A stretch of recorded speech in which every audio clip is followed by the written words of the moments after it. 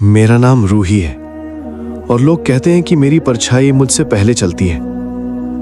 पहले मैं सोचती थी ये सिर्फ एक कहावत है, एक मजाक। लेकिन जब तुम्हारी अपनी परछाई तुमसे बात करने लगे, जब वो तुम्हारे साथ बैठने लगे रात को, जब वो तुम्हारे आंसू पोंछने लगे, तब तुम समझ जाते हो ये कोई कहावत नहीं, ये जिंदगी है, मेरी जिंदगी। और आज मैं तुम्हें सब कुछ बता देना चाहती हूं, क्योंकि इस राज को अंदर रखते रखते मैं थक गई हूं। मैं एक छोटे से घर में पली हूं। अम्मी थी, अब्बा थे और एक बड़ी बहन नादिया थी। लेकिन घर में रिश्ते नहीं थे, सिर्फ फर्ज थे। अम्मी रोज सुबह उठती और रोज एक ही काम करती, नादिया की तारीफ करना और मुझे अनदेखा करना। नादिया सुंदर थी, नादिया होशियार थी, नादिया ये, नादिया वो। मैं बीच में कहां थी? कहीं नहीं। स्कूल में भी दोस्त नहीं थे, क्योंकि जो लड़की खुद से ही अकेली हो वो बाकी दुनिया से क्या जुड़ेगी। मुझे सिर्फ एक चीज पसंद थी, रात को अपनी खिड़की के बाहर देखना। जब सब सो जाते थे तब मैं अकेले बैठ के चांद को देखती थी और सोचती थी, क्या कोई है जो मुझे देखता है? एक रात मुझे जवाब मिल गया।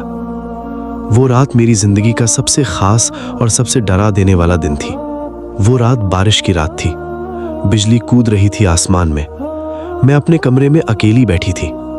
दीवार पर मेरी परछाई पड़ रही थी लैंप की रोशनी में। मैं उठने लगी, लेकिन परछाई नहीं उठी। मैंने सोचा आंखों का धोखा है।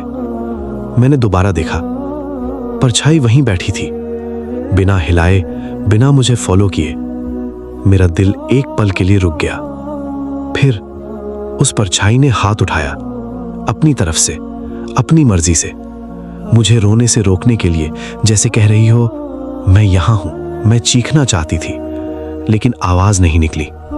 मैं भागना चाहती थी, लेकिन पैर नहीं उठे, बस आंखें थीं। और वो परछाई जो अब धीरे धीरे मेरे पास आने लगी, दीवार से उतर के जमीन पर, मेरे बिल्कुल सामने। वो रोज आने लगी। हर रात जब मैं अकेली होती वो आ जाती, मेरी परछाई की तरह दिखती, लेकिन उसमें कुछ और भी था। एक रूह, एक एहसास। पहले वो सिर्फ देखती थी, फिर एक रात उसने मुझे छुआ, बहुत हल्का, जैसे हवा का झोंका हो। लेकिन उस छू ने मुझे टूटने से रोक दिया। वो रात थी जब नादिया की शादी की बात चल रही थी। अम्मी खुश थी, अब्बा खुश थे, और मैं वहीं थी जहां हमेशा होती थी, किसी कोने में। मैं अपने कमरे में बैठ के रो रही थी जब उसने मेरा हाथ थाम लिया। मैं हैरान रह गई। उस परछाई के हाथ में एक अजीब सी ठंडक थी, लेकिन साथ में एक सुकून भी था जो मुझे पहले कभी नहीं मिला था।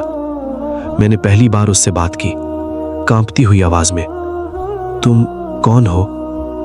वो कुछ बोल नहीं सकती थी, लेकिन मुझे फील हुआ जैसे उसने कहा, मैं वो हूं जो हमेशा तेरे साथ थी। जब कोई नहीं था तब भी सब ठीक चल रहा था। रूही और